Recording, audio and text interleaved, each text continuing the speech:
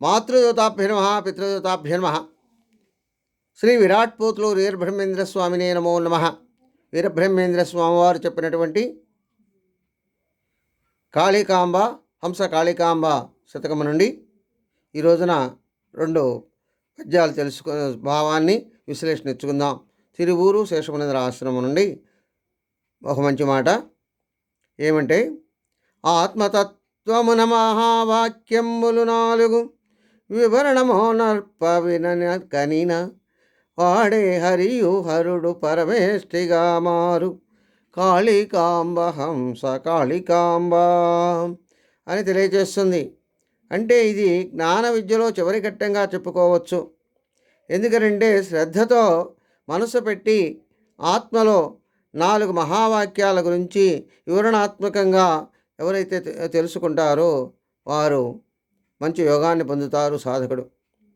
ఇక ఏమిటంటే ఈ మహావాక్యాలు ఏమిటంటే, ప్రజ్ఞానం బ్రహ్మ అంటే జ్ఞానమే పరమాత్మ తేజస్సు అని తెలుసుకోవాలి.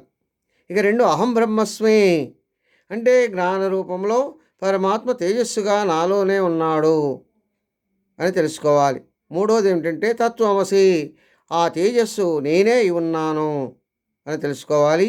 అదేవిధంగా అయం ఆత్మ బ్రహ్మ అంటే ఆత్మగా తేజస్సు రూపంలో పరమాత్మలో భాగమై ఉన్నది నేనే అని గ్రహించిన వారే హరి అయినా హరుడైనా పరమేష్టిగా అయినా ఆ సాధకుడు మారుతాడు అని తెలియజేస్తుంది.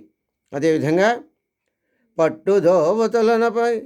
పట్టుదోవతలను పైపచ్చడంబులు ఎక్కువైన సొమ్ములెందుకొరకు చక్కదనముతోడ చావు తప్పకయుండు కాళికాంబ హంస కాళికాంబ అని తెలియజేస్తుంది. అంటే పరమాత్మతత్వం తెలుసుకొని పరమాత్మలో కలవటానికి భూమిపైకి వచ్చినటువంటి మానవుడు అయిన ఈ జీవుడు శరీరం ధరించాడు. కలిమాయా ప్రభావం వల్ల మనిషి ఇవన్నీ కూడా మర్చిపోయినాడు. లౌకిక ప్రపంచంలో కొంతకాలం తిరిగి ఈ లోకాన్ని వదిలి వెళ్తూ ఉన్నాడు. ఎన్ని పట్టు వస్త్రాలు ధరించినా, ఆడంబరాలు చేసినా, ఆభరణాలు ధరించినా, ఎంత అందంగా ఉన్నా కాలం తీరింది అంటే ఇవన్నీ ఆడంబరాలు వదిలి, శరీరాన్ని వదిలి, నేను నాదే అనే వాళ్ళను వదిలి వెళ్ళవలసిందే ఆ భగవంతుని దగ్గరికి. కనుక ఇవన్నీ కూడా తాత్కాలికమని సాధకుడు తెలుసుకొని జ్ఞానాన్ని పొందాలని తెలియజేస్తుంది. స్వస్తి. సర్వే జనా సుఖినో భవంతు.